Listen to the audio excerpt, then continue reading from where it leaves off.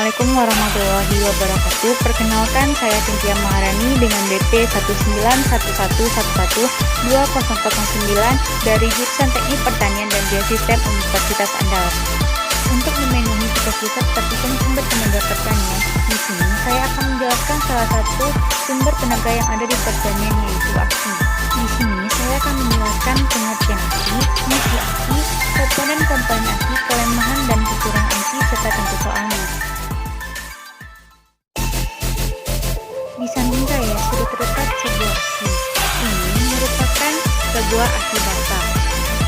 Pengertian baterai atau aki yaitu salah satu sumber tenaga pertanian yang mengubah zat kimia menjadi arus listrik, di mana tegangan yang dihasilkannya yaitu berupa tegangan arus searah atau DC.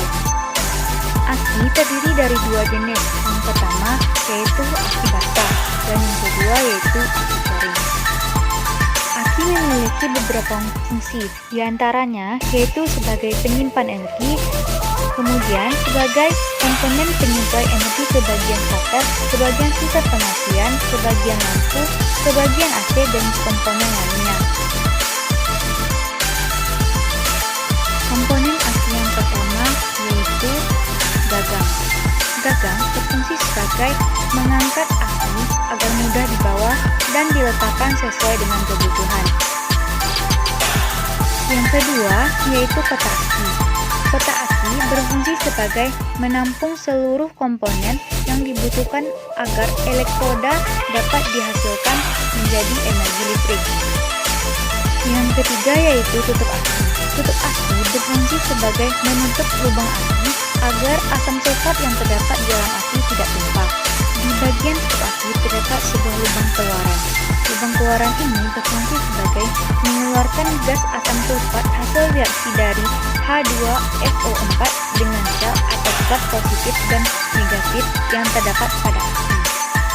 Komponen selanjutnya yaitu plat positif dan negatif. Plat positif dan plat negatif ini berfungsi untuk mereaksikan sel dengan H2SO4. Kemudian komponen selanjutnya yaitu sekat atau separator. Sekat atau separator berfungsi agar plat positif dan negatif tidak saling bertembukan. Komponen yang ketujuh yaitu sel. Sel terbuat dari timbal atau kulit. Sel di sini berfungsi untuk menghasilkan energi listrik dengan mereaksikannya dengan asam sulfat atau H2SO4. Komponen selanjutnya yaitu kutub positif dan negatif, atau biasa juga disebut dengan terminal positif dan negatif. Fungsi dari kutub positif dan negatif ini yaitu penyalur keluaran atau output energi listrik dari aki yang akan nantinya disambungkan dengan kabel, lalu dihubungkan dengan pasintan yang membutuhkan sumber energi. Selanjutnya kita masuk kepada kelebihan dan kekurangan aki. Kelebihan aki yaitu yang pertama portable atau gampang dibawa kemana-mana. Yang kedua, harganya lebih murah dibandingkan dengan solar. Sedangkan untuk kekurangannya yaitu maintenance. Aki harus ekstra baik dalam pengecasan atau pengisian. Yang kedua yaitu penggunaannya yang terbatas karena aki memiliki sumber tegangan yang terbatas sehingga tidak bisa digunakan untuk mesin yang membutuhkan sumber tegangan tinggi.